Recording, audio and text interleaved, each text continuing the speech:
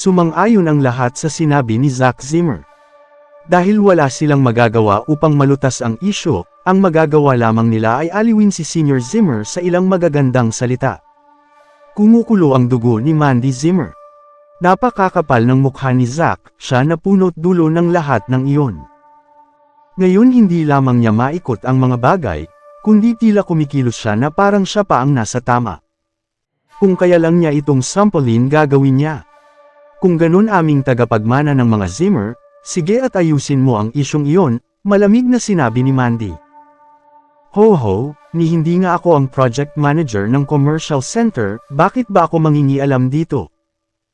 Para sabihin ko sa iyo Mandy, kung wala kang magawa tungkol dito, ikaw ang dapat pumasa ng utang na $550 million. Maanghang at masidhing sagot ni Zack. Malinaw na hindi niya malulutas ang dispute sa mga York kung iyon nga ang lagay. Ang tanging paraan lang ay ipaako kay Mandy ang lahat ng kahihinatnan. Sa pag-iisip na iyon ay hindi mapigilan ni Zack na purihin ang sarili dahil sa kanyang pagiging tuso at talino. Mukhang magandang ideya ito. Oo, basta wala tayong pagkakautang kaninyuman. Bitawan ang proyekto kung lumala ang sitwasyon, hayaan mong pagbayaran ni Mandy Zimmer ang lahat ng ito. Siya ang mananagot dito. Ang kontratang ito at pinirmahan niya, kaya tama lang na siya ang may pananagutan dito. Ang mga mata ng Zimmer ay agad lumiwanag sa ideyang iyon. Napakaganda ng ideya na isisi ang lahat kay Mandy, bagaman maaaring mawala sa kanila ang commercial center project at ang pagkakataong na maging first class na pamilya. Ngunit hanggat hindi sila magiging bangkarote at magpatuloy sa pamumuhay ng komportable, maliit na sakripisyo lang ito, di ba? Big deal ba ito? Maging si Sr. Zimmer ay umaasa, kung hindi malutas ni Mandy ang problema, kung ano ang iminungkahi ni Zack ay hindi rin masamang ideya. Sa pool. Sa sandaling iyon, ang tahimik na si Harvey York ay biglang kinuha ang abo mula sa ashtray at itinapon ito. Aray! Putang ina ka, Harvey! Sa luhang umaagos sa kanyang mga mata ay tinakpan na agad ni Zack ang kanyang mukha ng kanyang kamay tila na baliw na ang live-in ng manugang na ito, naghagis ng ashtray ng walang dahilan. Zack, wala na bang mas walang hiya sa pinakita mo? Bigkas ni Harvey na may halong angas sa mukha. Kabanata 230. Ang lahat ay nagulantang at napatingin kay Harvey York at hindi makapaniwala. Hindi nila inakala na gagawin iyon ni Harvey sa napakahalagang sandaling ito, at walang pag-aalinlangang kumuha pa ng iilan at itinapon muli sa pagmumukha ni Zack Zimmer. Malas lang ni Zack na hindi niya maiiwasan ang abong itinapon sa kanya ni Harvey ng maraming beses. Ngunit masyadong nawili si Harvey sa kanyang ginawa. Sinong mag-aakala na makakagawa siya ng ganoon? Noong una pa lang ay hindi siya dapat payagang dumalo sa meeting na ito. Harvey, akala mo ay hindi kita kayang lampasuhin. Pwede akong tumawag ng mga tao upang bugbugin ka hanggang mamatay. Galit na sigaw ni Zack habang tinatakpan ang ilong. Sino? Si Covey Chad? Malumanay na tanong ni Harvey. Oo, si Kuya Chad. Kaming dalawa, wala kang ideya kung gaano kami ka-close, gagawin niya. Dahil siya ay galit na galit hindi niya nagawang piliin ng maayos ang kanyang mga salita, ngunit sa sandaling iyon, napagtanto niyang may sinabi siyang mali, ang mukha niya ay agad na namutla. Kuya Chad, napaka-friendly naman. Tumawa si Harvey, huwag mong kalimutan na ang ugat ng lahat ng ito ay dahil sa ugnayan mo sa iyong kapatid na si Chad, at sa halip na sikaping lutesin ang problema na ikaw lang ay iminungkahi mo pang ibasura ang proyekto ng commercial center. Huwag mong sabihin sa akin na ikaw talaga ay isang espiya na inilagay ng mga Zimmer. Hindi ba? Espiya mo mukha mo. Ikaw at ang pamilya mo ang espiya. Galit na sagot ni Zack. Kung hindi edi mabuti, yamot na sagot ni Harvey at tinitigan si Sr. Zimmer na may kagalang-galang na mukha. Sr. Zimmer, sa totoo lang, kung titingnan mong maigi ang legal letter, mayroong ibang paraan sa pagbabayad ng multa upang malutas ang dispute. Pinaglaruan ni Harvey ang sulat sa kanyang kamay at makahulugang sinabi. Sabihin mo sa akin, ano ito? Anumang walang pagbabayad ng pera ang pwede na. Kumabog ang katawan ni Sr. Zimmer sa pagkasabik. Sa totoo lang, batid niya mismo kung gaano kahalaga ang commercial center project na ito. Kaya kung wala silang ibang paraan, ayaw nilang gawin ang iminumungkahi ni Zack. Sa tingin mo ba ay kailangan ng York Enterprise ang baryang ito? Hindi, at hindi mo naunawaan ang pinaka-issue dito, pagpapatuloy ni Harvey. Ang kailangan ng York Enterprise ay hindi pera, kundi pride. Ngayon sa Niamey City, maraming mga kumpanya at pamilya ang desperadong nais na makatrabaho ang mga York ngunit wala silang tsansa para dito. Ngunit para sa amin, matapos naming makuha ang bihirang pagkakataon, isang taong hindi makapag-isip ng maayos ay inatasan ang mga gangster na sirain lahat, at nakakaapekto ito sa imahe ng mga York. Kung wala silang matinong paliwanag para dito, paano yun mag-aambag sa kanilang imahe? Makipagsabuatan sa mga takaw gulo upang masiyahan ang mga York, hindi lamang sa hindi natin kailangang magbayad ng isang kusing ay magiging katuwang natin sila sa pagtatrabaho sa kanila. Nagkibit balikat si Harvey at umupo ulit, pinaglaruan ang isip ng matanda. Harvey, walang pusong bata. Ang lakas ng loob mong idamay ako dito. Bago pa gumawa ng anumang reaksyon si Sr. Zimmer, tumalon si Zack at sinigawan iyon. Talagang kinilabutan siya hanggang sukdulan, sa sandaling iminungkahi ni Harvey ang solusyon na ito ay alam na alam din niya na talagang masisiyahan ang kumpanya kung nangyari iyon sa kanya. Ngunit ang problema ay, kung may gagawin talaga sila sa kanya. Ano ang mangyayari? Kalokohan. Hindi na hinintay na magpatuloy si Harvey, malamig na tugon ni Sr. Zimmer, buhay at kamatayan ng mga Zimmer ang pinag-uusapan dito. Paano tayo makakagawa sa ating sariling kapamilya dahil lamang sa isang hula? Sa ganitong uri ng sitwasyon, dapat ay higit tayong magkaisa. Sa pagsasalita ni Sr. Zimmer, bahagyang kumibot ang kanyang mga mata. Alam niya na nagpanukala si Harvey ng isang magandang alternatibo, ngunit hindi niya lang magawang gawin iyon kay Zack. Narinig ang sinabi ni Sr. Zimmer, lahat ay tumingin sa isa't isa na hindi malaman kung ano ang sasabihin. Ilang saglit lang ay nagsimula silang lahat na mag-usap ng sabay. Kailangan nating magkaisa sa sandaling ito. Hangad ng manugang na ito na magkawatak-watak tayo. Oo, paanong ang isang tulad niya ay makapagsalita sa ating family meeting? Isa pa, masamang ideya ang ipinanukala niya, takot lang siya na mapalayas sa bahay. Matagal ko nang alam, ang manugang na ito ay may sa demonyo. Oo, si Mandy pa rin dapat ang maglutas ng problemang ito.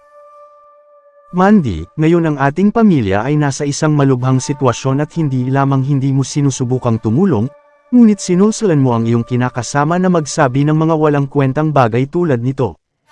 Anong gusto mo? Baka naman ikaw talaga ang dahilan kung bakit ipinadala sa amin ang legal letter. Ang mga Zimmer ay inataking muli si Mandy Zimmer. Kabanata 231. Ang iba sa kanila ay nakatitig kay Mandy. Sa sandaling iyon, galit na galit siya. Sa loob-loob niya, napabuntong hininga na lang si Harvey. Sa wakas ay naiintindihan na niya ito. Sa kabila ng insidenteng may kinalaman sa shopping center, si Sr. Zimmer ay hindi kailanman magagawa ang kahit ano kay Zack.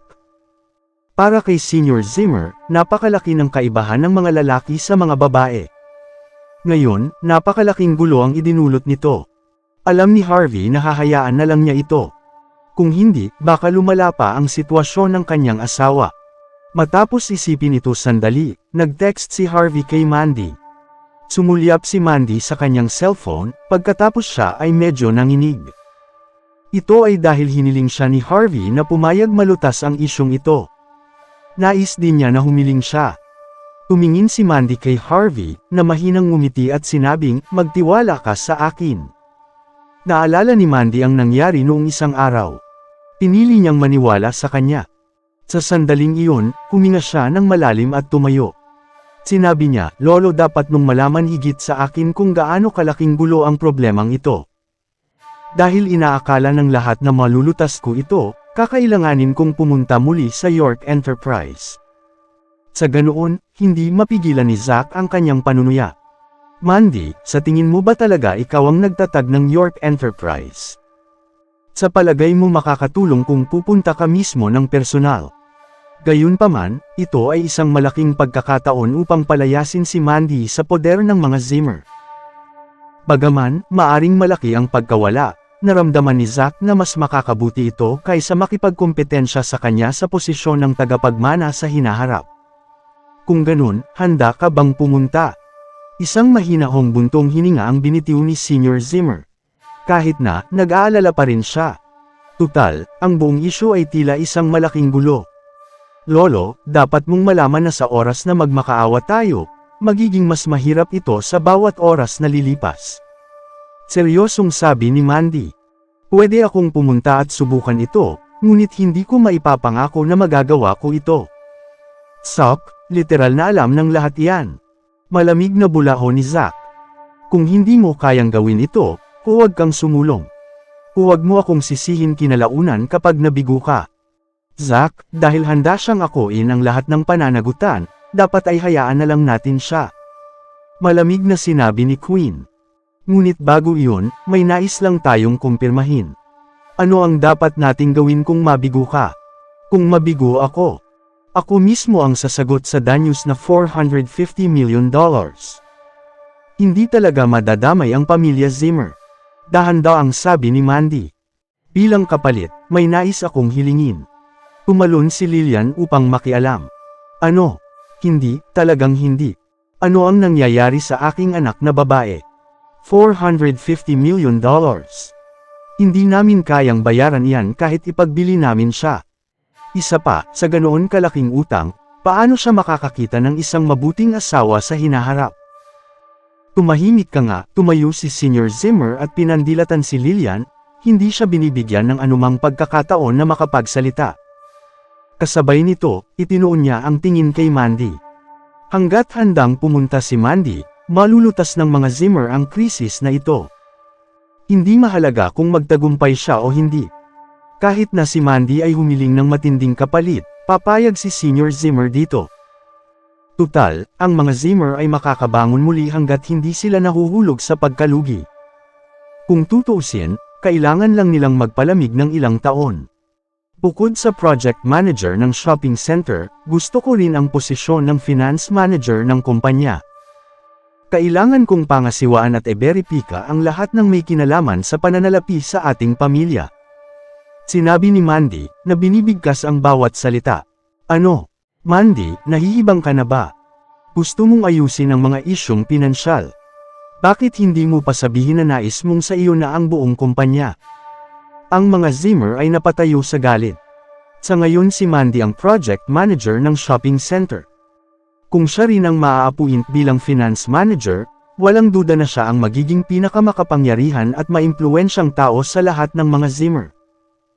Kung siya ang mangangasiwa sa pananalapi ng kumpanya, paano nila magagawang manipulahin at lustayin ang pondo para sa kanilang sariling hangarin? Mandy, kalokohan yang kahilingan mo. Paano ka papayagan ni Lolo na pangasiwaan ang aming pananalapi? Ngumuso si Zack. Napakahalagang posisyon na iyon. Paano magagawa ni Lolo na ibigay ito kay Mandy? Puro kalokohan ang sinasabi niya. Panunuya ni Queen. Mandy, hindi ko akalain na napaka-ambisyoso mong tao. Nais mong ikaw lang ang magmay-ari ng buong kumpanya. Nais mo bang maging tagapagmana ng pamilya? Bakit hindi mo padiretsuhin sa CEO ang iyong hiling? Mahinahong sinabi ni Mandy, ang mga Zimmer ay may kinalaman sa negosyo, kaya't natitiyak kong pamilyar tayo sa isang katotohanan. Iyon ay, ang risk ay dapat nakaproporsyon sa kita. Lahat kayo ay nais na puntahan ko at lutisin ang isang bagay na labas sa aking pananagutan. Nais nyo ring akuan ko ang kabayaran na $450 million. Maaari akong sumang-ayon dito. Sa makatuwid, hindi ba dapat bigyan mo ako ng ilang magagandang benepisyo bilang kapalit? Queen, kung talagang gusto mo ang posisyon na ito, sige, pumunta ka at lutisin ang problemang ito. Kung magtagumpay ka, kahit pwesto ko, ibibigay ko sa iyo. Hindi lang siya. Kung sino man sa tingin mo ay may kakayahan, magpresento na kayo ngayon din. Bibigyan ko kayo ng pagkakataon. Tiningnan ni Mandy ang lahat ng mga Zimmer na nasa hall. Gayunpaman, walang sino man ang naglakas loob na tingnan siya sa kanyang mga mata, kahit na nakikita niya sila ng perpekto. Alam na alam nila na ayaw nilang madamay sa gulong ito. Napabuntong hininga si Senior Zimmer, At dahan daw ang sinabi, Mandy, mayroon ka ba talagang solusyon sa problemang ito? Kabanata 232. Sa totoo lang, ayaw ni Senior Zimmer na payagan si Mandy na pangasiwaan ang finance ng kumpanya. Kung hahayaan niya siya ay nangangahulugang magkakaroon siya ng makapangyarihang katayuan sa mga Zimmer, na posible niyang maimpluwensyahan ang posisyon ni Zack sa pamilya. Ngunit sa sandaling ito, tila naubusan na sila ng mga pagpipilian. Kung tatanggi si Mandy na kusang lutisin ang gulong ito, hindi na malayo na ang mga Zimmer ay papalapit sa pagkalugi.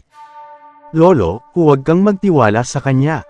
Paano niya malulutas ang ganito kalaking problema? Nag-issue pa ng legal letter sa atin ang York Enterprise. Natatakot akong baka nakipagsabuatan siya sa York Enterprise. Gusto lamang niyang gamitin ang pagkakataong ito para lokohin tayo at makontrol ang mga Zimmer. Nababahala si Zack. Dati, gustong-gusto niyang ibaling ang sisi kay Mandy at gawin siyang responsable para sa kaguluhan. Ngayon, natatakot siya kung talagang sasang-ayon si Senior Zimmer sa kahilingan ni Mandy. Kung sakaling bibigyan si Mandy ng pribilehiyo na pangasiwaan ang finance, magiging mahirap para kay Zack na manipulahin ang mga bagay sa loob ng pamilya. Baka mawala pa ang kanyang estado bilang tagapagmana. Mandy, paanong niloloko mo kami, sa harap pa mismo ni Lolo? Malamig na sinabi ni Queen. Sa palagay mo ay ganun katanga si Lolo? Tama iyan, kung gusto mo talagang makontrol ang finances ng kumpanya, dapat mo munang sabihin sa amin kung paano mo malulutas ang problemang ito. Hindi mapigilan ni Sean na sabihin iyon. Ayaw din niyang makitang mabigyan si Mandy ng karapatang pangasiwaan ang finances. Bago pa magsalita si Mandy, may narinig silang mahinang boses. Simple lang naman. Tatawagan ko lang si Yvonne Xavier para lutisin ito. Tumingin sila sa paligid, at napagtantong si Harvey ang nagsalita. Harvey, sa palagay mo ba may karapatan kang magsalita dito? Iniisip mo bang maaayos mo ang lahat ng ito dahil lamang kaklase ka ni Yvonne? May ideya ka ba kung magkano ang $450 million? Ngumisi si Zack at tumingin ng masama kay Harvey. Sa palagay ko ay hindi mo alam. Palagi kang umaastang mayabang at arrogante sa harap ko. Hindi ka ba natatakot na maparusahan ka dahil dito? Hindi rin maliit na halaga para sa York Enterprise ang $400 million. Si Yvonne ang secretary ng CEO pero siguradong hindi siya makakapagpasya para sa isang malaking isyong tulad nito. Nababaliw na ba ang live-in son-in-law na ito? May clue ba siya kung ano ang ibig sabihin ng $400 million? Sinabi ng lahat na wala siya sa kanyang isip.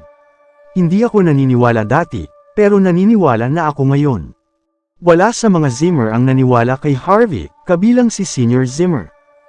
Malaking problema ito na may $400 million na kasama.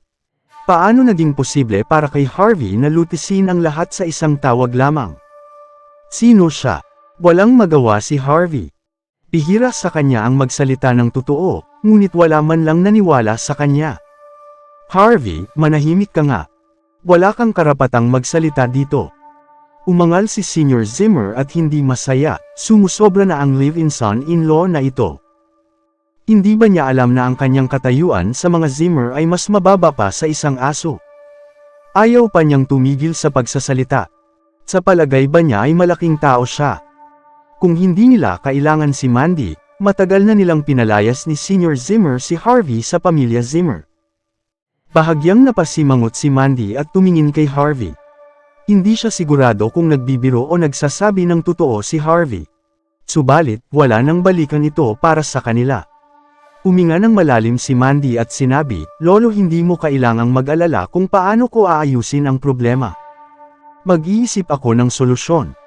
Ang tanging kondisyon ko lamang ay gusto kong magkaroon ng full control sa finances ng kumpanya sa sandaling malutas ang lahat. Kung mabibigo ako mismo ang magbabayad ng buong $450 million. Nang makita niyang nagmamatigas pa rin si Mandy, lumakas ang paghinga ni Senior Zimmer. Kung titingnan ang bagay na ito mula sa isang anggulo, hindi mahalaga kung malulutas ni Mandy ang problema o hindi. Kahit na mabigo siya, hindi kailangang magbayad ng mga Zimmer ng $450 million. Posibleng silang makabangon muli sila sa hinaharap. Kung magtatagumpay siya, maaaring makuha ng mga Zimmer ang tiwala ng York Enterprise at ipagpapatuloy ng maayos ang shopping center project. Sa loob ng maikling panahon, maaaring maging isang top-class family sa Niamey ang mga Zimmer. Higit sa lahat makikilala ang kakayahan ng mga Zimmer sa paghawak ng mga problema na dumating sa kanila sakaling may mga outsider na makarinig sa insidenteng ito. Siguradong bibigyan sila ng mas mataas at katangitanging katayuan sa Niamey. Kahit anong anggulo nila ito tingnan, walang pinsala sa mga Zimmer ang proposisyon ni Mandy, puro mga benepisyo lamang. Sa pag-iisip nito, huminga ng malalim si Senior Zimmer. Isang beses siyang tumingi ng sandali sa madla, at pagkatapos ay dahan-dahang sinabi, "Fine. Ibibigay ko sa iyo ang aking salita sa harap ng lahat ngayon. Kung talagang mululutas mo ang problemang ito, ikaw ang magiging finance manager ng kumpanya ng mga Zimmer. Ngunit kung mabigaw ka, dapat mong tiisin mag-isa ang lahat ng kahihinatnan nito." Sa mga sinabi ni Senior Zimmer, parehong nagkatinginan sina Zack at Queen.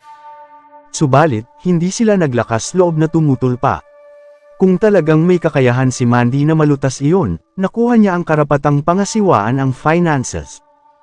Ngunit, nandoon lamang ang kondisyong iyon kung talagang may kakayahan siya. Posibleng maliit lamang na bagay para sa York Enterprise ang $400 million. Para sa mga Zimmer, subalit, hindi nila kayang makakuha ng ganoon kalaking halaga ng pera kahit na ibang karote nila ang kanilang mga sarili. Talaga bang naisip ni Mandy na maaayos niya ang gulong ito ng mag-isa? Dahil lang ba sa kaklase ni Yvonne ang live-in na asawa niya? Nakakatawa. Nagpapakatanga siya.